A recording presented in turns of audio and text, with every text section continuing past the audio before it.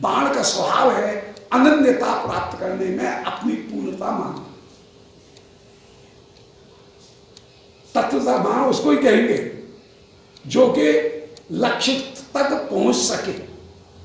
यह लक्ष्य तक नहीं पहुंचा है तो वो बाण बाण नहीं है, वो तो यूं ही व्यर्थ जाने वाला एक लकड़ी का टूक मात्र रह जाएगा, उसको बाण नहीं कहेंगे। बाण वही है जो लक्ष्य को भेदित करे।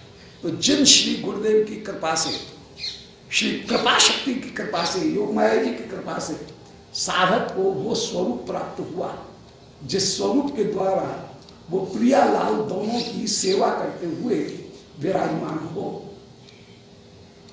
ऐसे उन श्री श्याम सुंदर से प्रार्थना कर रहे हैं कि वे कृपा करके हमको ऐसा प्रेम प्राप्त कराएं जो प्रेम अनंग होकर के विराजमान हो। प्रेम जो कहिए तो मन फुरत, अनंग किसको कहेंगे? बोले प्रेम जो कहिए तो मन फुरत, काम कहत रत रंग और अंग अंग व्यापत रहे ताको कहत अनंग। श्री दुर्दास जी की बड़ी सुंदर परिभाषा है कि श्री ब्रज गोपिकागणों के हृदय में जो स्थायी भाव प्रेम छिपा हुआ है पर कभी प्रकट नहीं हुआ है, ऐसी सुप्त अवस्था में विराजमान जो भाव उसका नाम है प्रेम। प्रेम जो कहिए तो मन फुरती, मन में स्फुरित हो रहा है उसका नाम है प्रेम। जो मन में स्फुरित हो रहा है वही चेष्टाओं में कहीं प्रकट होने लगा तो उसी का नाम है हमारे ब्रज में काम। ये प्राकृत काम की बात नहीं कर रहे, यहाँ पर उसका प्रसंग नहीं है। जो प्रसंग चल रहा है वो गोपियों के प्रेम का प्रसंग चल रहा है। काम कहत रत रंग, श्री प्रियाओं का श्याम सुंदर के साथ में जो विलास उसका नाम ही है काम। परंतु अंग अंग व्यापत रहे ताको कहत आनंद। जब रोम रोम प्यारे के साथ में मिलन प्राप्त करते हुए विराजमान हो रहा है तो उसका नाम है अनंग। तो तन्नो नंगा, वो हमको कृपा करके वो अनंग जो है वो अनंग रूपता कहीं प्राप्त हो, वे कृपा करके उस वस्तु को कहीं हमको प्रदान करें। ये अद्भुतता जो है वो अद्भुतता प्राप्त है। तो तमह मुपसताना काम पूरम तत्वस्मि, उन शरणागत जो है उन शरणागतों की सारी कामनाओं को पूर्ण करने वाले जो वृक्ष के कामदेव श्री मदन मोहन उनके श्री चरणारविंद में वंदना कर रहे हैं। वे श्री मदन मोहन प्रिया श्याम सुंदर के लिए मोहित करते हुए विराजमान, श्याम सुंदर प्रिया को मोहित करते हुए विराजमान। मगन शब्द का अर्थ हुआ श्री राधा रानी और उनको जो मोहित करे वे हुए मदन मोहन। ऐसे ही श्री श्याम सुंदर वे हैं ब्रज के कामदेव और उनको भी मोहित करते हुए जो विराजमान हैं वो उस समय वहां पर तासामाविरुच्छौ विस्मय मान मुखाम्बुजा पीतांबरधर श्री साक्षात मनमत मनमत, साक्षात मनमत मनमत, साक्षात मनमत है कृष्णदेव, उनके भी मन को मथने वाले। साक्षात मनमत है श्री राधा रानी, उनके भी मन को मथने वाले श्री श्याम सुंदर उस समय मनमत मनमत होकर के प्रकट हुए। बोलो श्री मदन मोहन लाल की। मदन मोहन कहकर के दोनों दोनों के लिए मदन मोहन है, वे उनके दोनों दोनों के मन को मोहित करते हुए विराजमान। तो तमहा उपसता नाम काम पूरम तोस्मी, जो उनकी शरणागति ग्रहण करें, उनकी शरणागति ग्रहण करने वाले उनको कृपा करके वे वह भाव प्रदान करते हैं, स्वरूप प्रदान करते हैं जिस स्वरूप के द्वारा फिर उस लीला की स्फूर्ति संबंध और भाव के द्वारा साधक करता है। इसलिए 3 प्रकार की दीक्षाएं होती हैं। एक दीक्षा है नाम दीक्षा, दूसरी दीक्षा है मंत्र दीक्षा और तीसरी दीक्षा है स्वरूप दीक्षा। नाम दीक्षा के द्वारा किसी साधक को सेवा में स्वीकार मात्र किया जाएगा।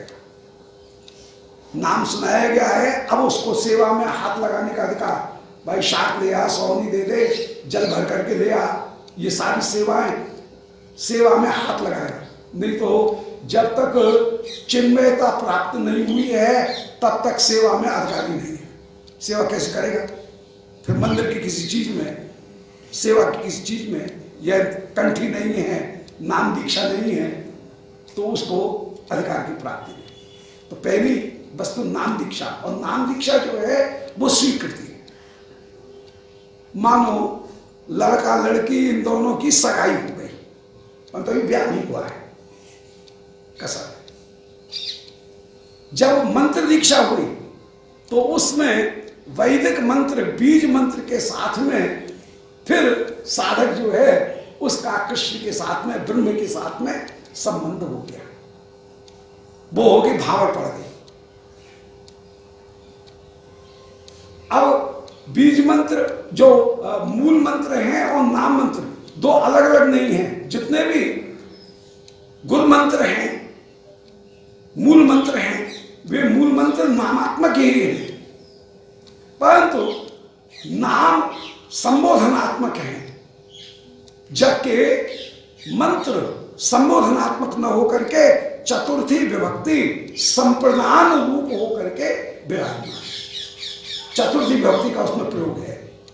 विष्णवे नारायणाय कृष्णाय, गोविंद ने चतुर्थी विभक्ति लगा करके, गोपीजन श्री राधिका उनके बल्लभ में चतुर्थी विभक्ति लगा करके, वो तो संबंधात्मक होकर के समर्पण, और वो भी बीज मंत्र के साथ में, तो वो कहीं जैसे विवाह कराना है। परंतु केवल भावल लेने मात्र से ही सेवा सुख की प्राप्ति नहीं है। सेवा सुख की प्राप्ति होगी जब दुरागमन हो जाएगा, बहू घर में आ गई, घर की सारी बात को जब समाधि संभाला दिया जाएगा, घर को सब बता दिया जाएगा, तब वह घर की सेवा, पति की सम्यक प्रकार से सेवा करते हुए विराजमान, तो वो ही है फिर उसे स्वरूप की प्राप्ति। तो तीसरी जो दीक्षा है वो श्री गुरुदेव कृपा करके जो उसके हृदय में स्वरूप था, उस स्वरूप को कहीं सत्यापित कर देते हैं, कंफर्म कर देते हैं कि तेरा ये स्वरूप, और उसके द्वारा फिर सेवा करते हुए वह विराजमान होता। तो तब अहम उपसता नाम काम पूर्णम नतोस्मि, उस स्वरूप दीक्षा के द्वारा काम पूर्ण की प्राप्ति, जितनी भी कामना है उनकी पूर्ति होने की प्राप्ति साधक को प्राप्त होती है। उन श्री प्रभु के श्री चरणारविंद में वंदना कर, बोलो श्री मदन मोहन लाल की। तो असद विषय मंगल मोहिनी भगवान की वंदना के दुष्टों के द्वारा जिनके चरण प्राप्त हैं, भाव के द्वारा ही प्राप्त हैं, शरणागतों की सारी अभिलाषाओं को जो पूर्ण करने वाले हैं, उनके श्री चरणारविंद की हम वंदना कर रहे हैं। आगे 7 मनमंत्र और होंगे। वर्तमान जो 7वां मनमंत्र चल रहा है, इसमें श्री भगवान ने अदिति कश्यप होकर के जो माता पिता हैं उनमें वामन होकर के अवतार धारण किया। श्री अदिति कश्यप इन दोनों ने व्रत किए। श्री नंद यशोद देवकी वसुदेव, उन देवकी वसुदेव के ही एक अवतार मात्र हैं पृश्नी सुतपा। पृश्नी सुतपा ने वरदान मांगा था कि हे कृष्ण, आप हमारे यहां पर पुत्र होकर के जन्म लें, कृष्ण पुत्र हो। अब कृष्ण तो केवल यशोदा के पुत्र हैं, कृष्ण तो केवल देवकी जी के पुत्र हैं, परंतु इन्होंने वरदान मांगा कि आप हमारे पुत्र होकर के आराधना कर रहे हैं कृष्ण की, और कृष्ण से वरदान मांग रहे हैं पृश्नी सुतपा कि आप हमारे पुत्र होकर के उत्पन्न हो। अब श्री कृष्ण मन में विचार कर रहे हैं, भाई मैं तो पुत्र हूं यशोदा जी का या देवकी जी का, वसुदेव नंदन या देवकी नंदन, ये कृष्ण का स्वरूप है। परंतु वरदान तो दिया, हाँ मैं तुम्हारे यहाँ पुत्र होकर के उत्पन्न होऊंगा। अब कृष्ण अवतार का अभी समय आया नहीं है। कृष्ण अवतार का समय है 28वीं चतुर्युगी के द्वापर के अंत में कृष्ण का अवतार आएगा। तब तक बेचारे क्या ये लटके रहेंगे, तब तक तो ये सूख जाएंगे। आशा आशा में दुख दुख में, हाय कब कृष्ण हमारे यहाँ पर पुत्र होकर के उत्पन्न होंगे, इस आशा में। तो भक्ति की अभिलाषा को कहीं संतोष प्रदान करने के लिए श्री देवकी वसुदेव उनके ही 3 अवतार थे। पहले पृष्टि सुतपा होकर के उत्पन्न हुए, फिर वे ही अदिति कश्यप होकर के उत्पन्न हुए, और तीसरे जन्म में वे ही जब मूल देवकी वसुदेव उत्पन्न हुए, उन देवकी वसुदेव में अदिति कश्यप पृष्टि सुतपा ये तादात्म्यबंध होकर के विराजमान हुए। तब जाकर के इनकी अभिलाषा पूर्ण हुई। जो अदिति कश्यप थे, जो पृष्टि सुतपा थे, वे अवतारी देवकी वसुदेव में जब तादात्म्यबंध हुए, तब उनकी अभिलाषा पूर्ण हुई। ये सिद्धांत है। तो अवतार रूप में भगवान ने श्री पयोव्रत, उस पयोव्रत के वरदान के अनुरूप आपने भाव शुक्ल द्वादशी, विजया द्वादशी, श्रवण नक्षत्र, अभिजित मुहूर्त, मध्याह्न काल, उसमें देवकी वसुदेव के यहाँ पर श्री अदिति कश्यप के यहाँ पर चतुर्भुज होकर के जन्म ग्रहण किया। श्री देवकी वसुदेव अदिति कश्यप दोनों के दोनों अंजलि मार करके जय जय करके स्तुति कर रहे हैं। कहा ये गोपनीय मेरा स्वरूप है, किसी को बताना मत। तो ऐसा कहकर के आप बहू तेरे ही कुछ बामनो बनो, बामन बटू होकर के विराजमान हुए। बोलो बामन भगवान की। सारे ऋषि बोले कश्यप ऋषि बड़े सुस्त मुद्रा हो, भगवान ने तुम्हारे यहाँ पर पुत्र होकर के जन्म लिया है, ब्राह्मण होकर के जन्म लिया है, भगवान का क्या यज्ञोपवीत संस्कार नहीं करोगे? उस समय श्री वसुदेव जी, श्री कश्यप ऋषि ने भगवान का, वामन भगवान का यज्ञोपवीत संस्कार किया है। बृहस्पति जी ने उस समय यज्ञोपवीत प्रदान किया।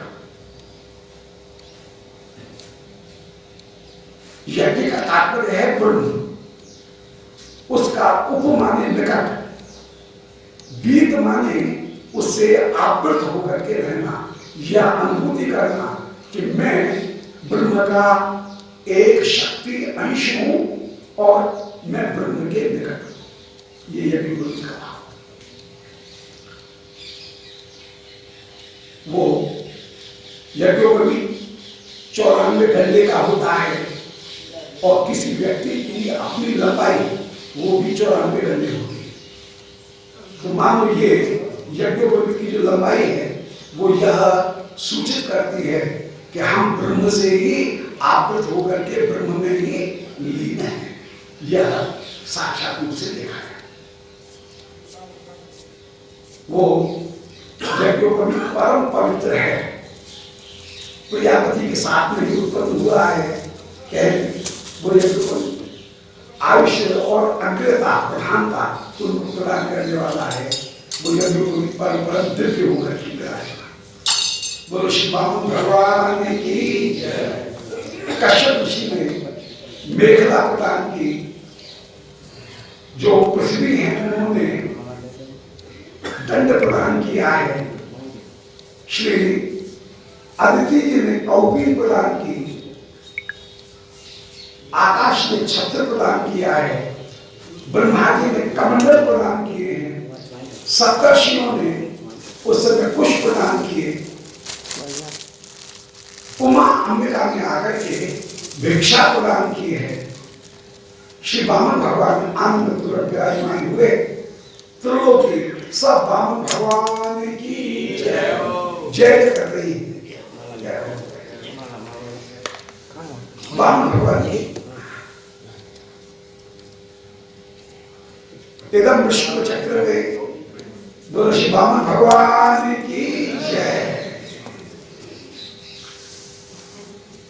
वामन भगवान सबके पूजन को ग्रहण करके कह रहे हैं कि हमको तो उस देवता का घर बताओ, उस दाता का घर बताओ जहां से कोई निराश नहीं होते।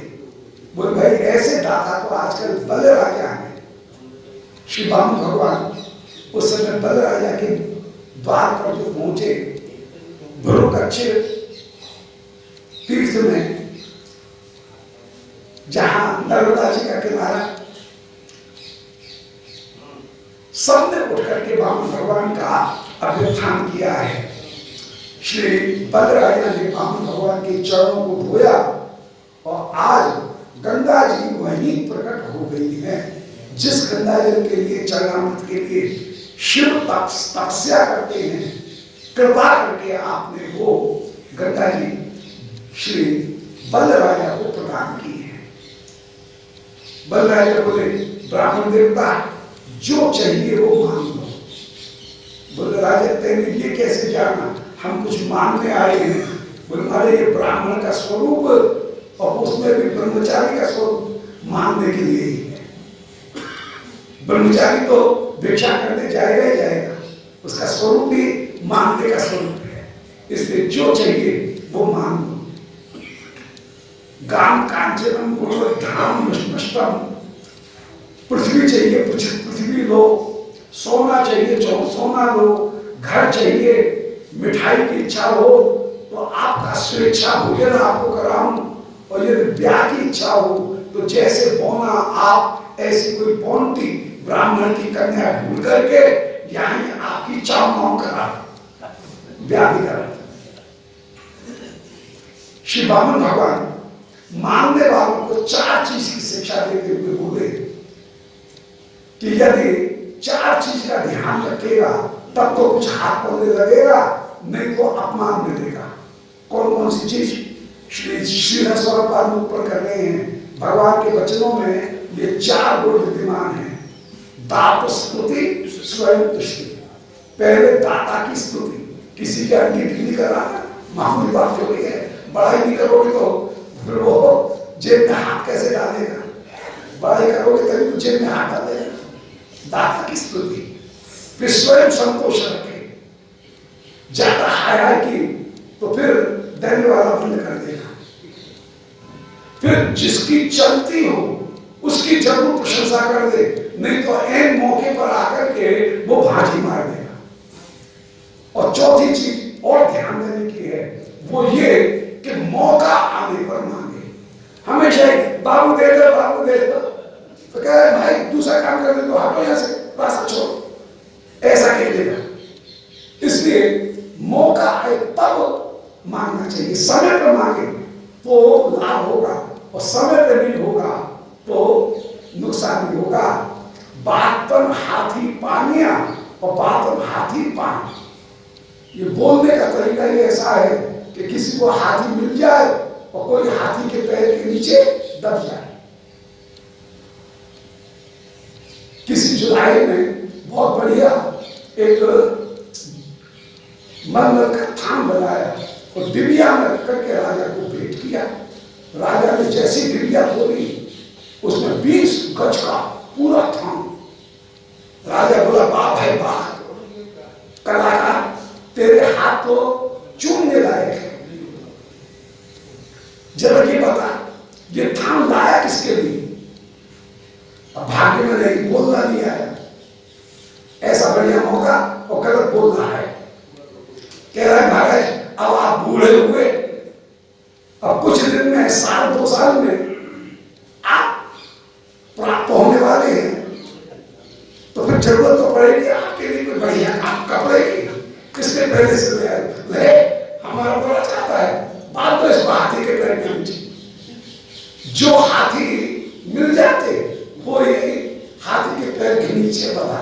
बोलो वृंदावन बिहारी लाल की। तो बोलना समय पर बोले। इन्हीं 4 गुणों को धारण करके भगवान कह रहे हैं कि वचस्तव जगदेव सुंदरतम कुलोचितम धार्मिकतम यशस्करम। बोले राजा तेरे जो वचन हैं वो तेरे कुल के युक्त हैं, धर्म से युक्त हैं। क्यों नहीं होंगे जहां पर शुक्राचार्य की जैसे दाता विराजमान है, धर्म का उपदेश करने वाले हैं। मन में विचार किया कि यहाँ चल रही है शुक्राचार्य जी की, प्रहलाद जी की, इन दोनों की बड़ाई जरूर कर दो, तो उनकी बड़ाई कर दी है। और बोले राजा संतोष धारण करते हुए कह रहे हैं हमको 3 पांव पृथ्वी चाहिए। बल राजा को हंसे, बोले मुझ त्रिलोकी के स्वामी को, भूभव स्व 3 लोगों के स्वामी को प्रसन्न करके, और आप ये क्या मांग रहे हो, कुछ और मांगो। भगवान बोले त्रिलोकी का राज्य मिल जाए तब भी पेट नहीं भर सकता है। ये जो हमको जितना चाहिए उतना प्रयोजन के अनुसार हम तुमसे मांग रहे हैं। बलराज बोले वांछातः प्रसिद्धीयताम, इच्छा के अनुसार ग्रहण करो। दाता दे भंडारी का पेट दुखे, पेट पकड़ पकड़ शुक्राचार्य जी आए और बोले एश बैरो चले साक्षात भगवान विष्णु। अरे क्या कर रहा है, ये तो साक्षात भगवान विष्णु है। तेरे सारे राज्य को लेकर के ये इंद्र को देने के लिए ब्राह्मण का वेश बना करके आए हैं। बोले मैंने हाँ कर दी है। बोले राजा देख झूठ है बीज, देर है उस झूठ का वृक्ष, विनाशील है, इसे झूठ का वृक्ष हुआ।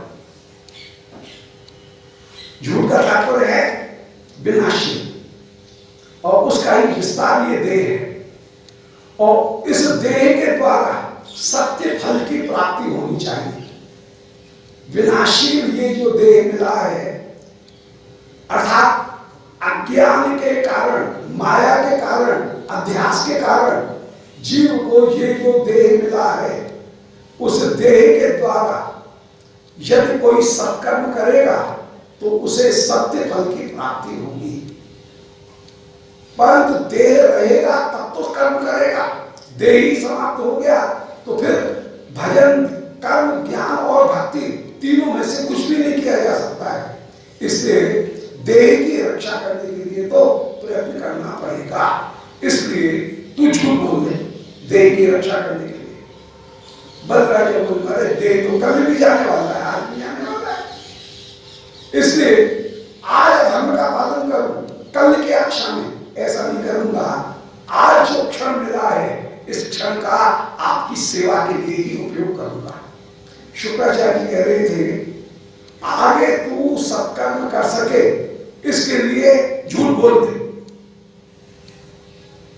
बलराज कह रहे हैं बोले इस समय जो सत्कर्म हो रहा है, इससे जीवन का जो परम फल मेरे सामने उपस्थित हो रहा है, भगवत सेवा का अवसर मिला है, उस सेवा के अवसर को तो छोड़ दूं और आगे की प्रतीक्षा करूं, ये कहानी बुद्धिमानी है। मैं ब्राह्मण से हाँ कह करके नाई नहीं करूंगा। अर्थात तुरंत ही यदि वैराग्य उत्पन्न हो तो सदैव प्रव्रजेत। शास्त्र कहते हैं कि तुरंत ही प्रव्रजन धारण कर ले, ग्रह का त्याग कर ले, भगवान का भजन करने के लिए साधक को प्रवृत्त हो जाना चाहिए। कहीं कोई क्षण व्यर्थ नहीं चला जाए। यदि सेवा करने का कोई अवसर मिला है तो उस सेवा के अवसर को लपट लो, ये बलराजा का कहना था।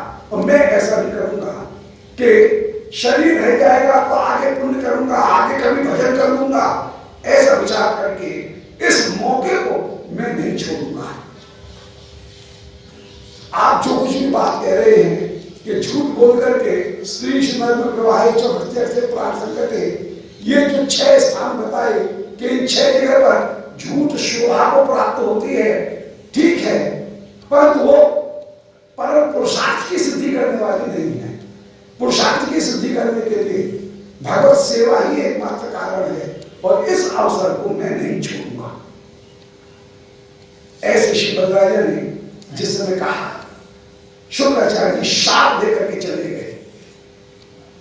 बलराजा ने वामन भगवान को 3 पान पृथ्वी देने का जो संकल्प दिया, वामन भगवान को होश रहा नहीं, चौकी पर बैठे बैठे ही उठ करके खड़े हो गए। धन्य बलराजा, धन्य बलराजा, धन्य बलराजा। भीतर छपा हुआ था जो विष्णु वह सामने प्रकट हो गया है। अतल वितल सुतल तलातल रसातल महाबल पाताल भूलोक भुवनलोक महलोक जनलोक तपलोक सत्यलोक चतुर्दश भुवन जिनके श्रीअंग में विराजमान हैं। एक चरण आगे रखा, वामन भगवान ने 3 ढग पृथ्वी को नाप लिया। एक चरण में पूरी पृथ्वी को नाप लिया। दूसरा जो चरण है उसको जो रखा, वह चरण महलोक जनलोक तपलोक को पार करके एक भाग को रह गया पृथ्वी पर और त्रिपाद ऊर्ध्वन उदयित पुरुषा। वो चरण का 3 हिस्सा ऊपर निकल गया है। जहां पतित पावनी गंगा जी प्रकट हुई, ब्रह्मा जी ने उनको धारण किया, श्री विष्णुपद होकर के श्री आकाश वे विराजमान हुए। विष्णुपदी होकर के श्री गंगा महारानी प्रकट हुई। बोलो गंगा महारानी की जय।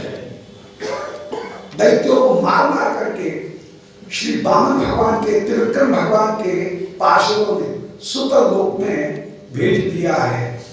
बलराजा की कीर्ति जगत को दिखाने के लिए आप वो ही वामन स्वरूप धारण करके चौकी के ऊपर आ बैठे, त्रिविक्रम स्वरूप को छिपा दिया। बलराजा चरणों में प्रणाम कर रहे हैं, नीचे मुख करके बैठे हैं। आप बोले अरे असुर, तूने मुझे 3 पान पृथ्वी दी थी, 2 ढग में मैंने संपूर्ण त्रिलोकी को नाप लिया, अब तृतीय लोक कर रहे हो। अपने वचन के अनुसार तीसरे चरण के लिए मुझे पृथ्वी मुहैया करा, उनको उपलब्ध करा। बलराजा बोले महाराज, मैं अपने वचनों को सत्य करके दिखाऊंगा, एक बात का जवाब आपको देना पड़ेगा। बोले जगत में दान बड़ा वस्तु है कि दानी? भगवान बोले दानी दान के अधीन है, दानी दान के अधीन नहीं है, दान दान के अधीन है। दानी चाहे तो किसी को लाख दे, किसी को 100 रुपए देकर के लगा दे। इसलिए दानी बड़ा है, दान बड़ा नहीं है। शक्तिमान बड़ा है, शक्ति बड़ी नहीं है। शक्ति सर्वदा शक्तिमान के अधीन होकर के बड़ी विराजमान। व्यापक बड़ा है, व्याप्य बड़ा नहीं है। व्याप्य व्यापक के अधीन है। अग्नि बड़ी है, धुआं बड़ा नहीं है। अग्नि धुआं के बिना भी रह सकती है, परंतु धुआं जहां होगा वहां अग्नि अवश्य होगी। इसलिए शक्तिमान की ही प्रधानता है। तो मेरी ये बात है कि दाता बड़ा है, दान बड़ा नहीं है। तो 2 ढग में तो आपने मेरी विभूति ले ली, स्वर्ग के राज्य को ले लिया, और परम तृतीय कुरुशीष में नियम, तीसरे चरण के लिए मैं अपनी आत्मीय को आपको समर्पित कर रहा हूं। आत्मीय की भी अपेक्षा आत्मा अधिक मूल्यवान है। जगत में आत्मीय मूल्यवान नहीं है, आत्मीय की अपेक्षा आत्मा ही अधिक मूल्यवान होती है। उपाधि मूल्यवान नहीं होती है, उपाधि ही ज्यादा मूल्यवान होता है। किसी के पैर में कांटा गड़ जाए, कोई चीज गड़ जाए और जहर यदि पूरे शरीर में फैल रहा है, तो डॉक्टर से अंत में ये कहेगा कि मेरे पैर काट दीजिए, मैं बच जाऊं। इसका मतलब है कि उपाधि बड़ी वस्तु नहीं है, प्राण बड़ी वस्तु है। जो जीवात्मा है वो बड़ी वस्तु है। ऐसी स्थिति में अभी तक तो मैंने आत्मीय का समर्पण किया, अब आत्मा का आपको समर्पण कर रहा हूं। बलराजा ने जैसे अपने आप को भगवान को समर्पित किया, भगवान को रीझने, श्री विंध्यावली रानी ने भगवान के अपने पति के हृदय के भाव को प्रकट कर दिया। बोले नरेश, हमने आपको दान नहीं दिया है, हमने तो आपको समर्पण किया है। दान किसका नाम? बोले जहां एक के अधिकार की निवृत्ति होकर के दूसरे के अधिकार की स्थापना हो, उसका नाम है दान। समर्पण किसका नाम है? बोले स्वामी की वस्तु को ही स्वामी की इच्छा के अनुसार ठीक समय पर उसके सामने उपस्थित कर देना, इसका नाम है समर्पण। घर के नौकर को ये पता है, रसोईया को, कि मेरे सेठ जी सुबह 5:30 बजे पर जॉगिंग के लिए, मॉर्निंग वॉक के लिए जाते हैं और वहां से 7:30 बजे पर लौट करके आते हैं और आकर के वो दूध लेते हैं, थोड़ा सा बादाम लेते हैं, कुछ हलवा लेते हैं, कुछ फल लेते हैं। तो ठीक समय पर टेबल के ऊपर सारी चीज सजा करके नौकर रख देता है।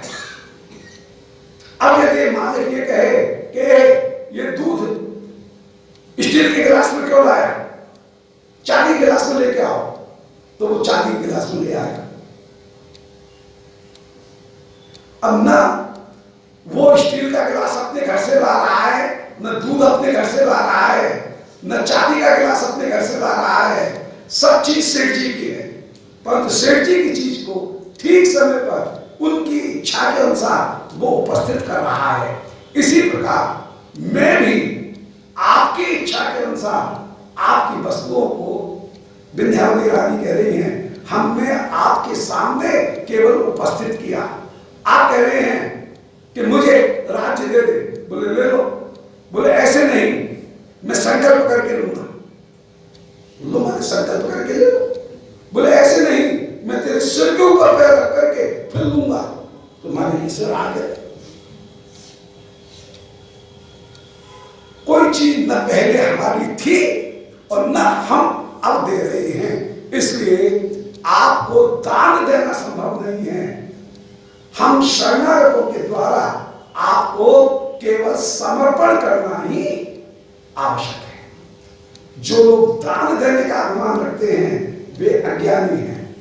अज्ञान को मिटा करके जब दीक्षा ग्रहण कर ली और ये कह दिया कि